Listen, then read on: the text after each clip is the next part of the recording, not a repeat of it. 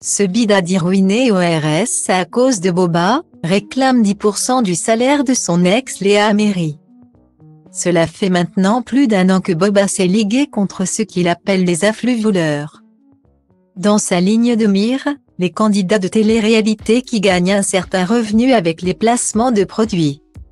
Impacté par les actions du rappeur, ce bidadi assure qu'il est ruiné.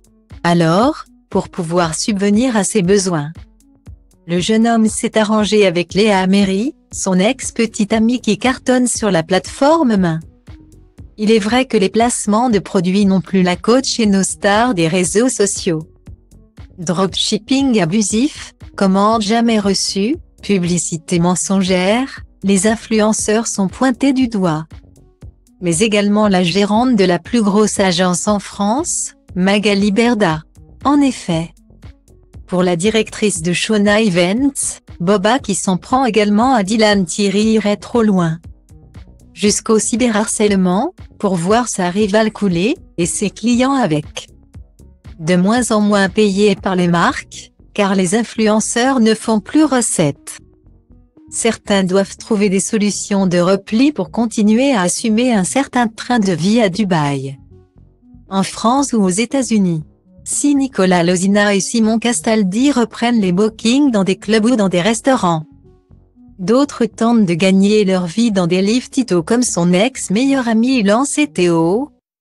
Sébastien Dubois, alias Bidadi, a également été impacté. Il accuse directement le rappeur et l'interpelle sur sa situation devenue précaire. Boba, tu nous as tués. On n'arrive plus à manger, on crève la dalle. Il n'y a plus de travail.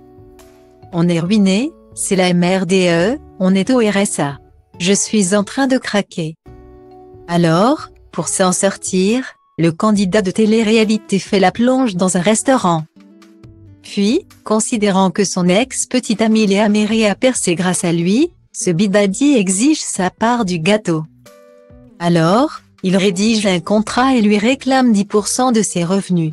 Dans une vidéo publiée sur son compte Instagram, il retrouve son ex et filme leur retrouvaille. Elle a tenu sa parole. Léa Améry a signé son contrat mais la jeune femme tique sur un détail, 10% durant 1 an ou à vie. Il faut barrer la vie.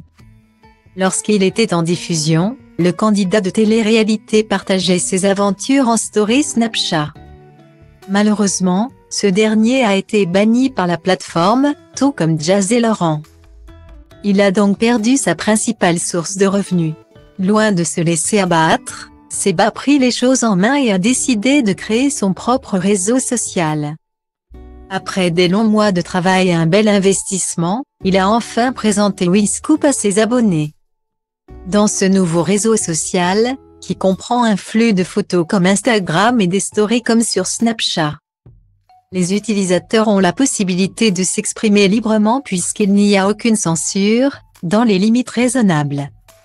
Excepté la violence et les contenus adultes, chacun est libre de poster le contenu qu'il souhaite sans avoir peur d'être shadowban ou banni par la plateforme. Un réseau social plus libre donc.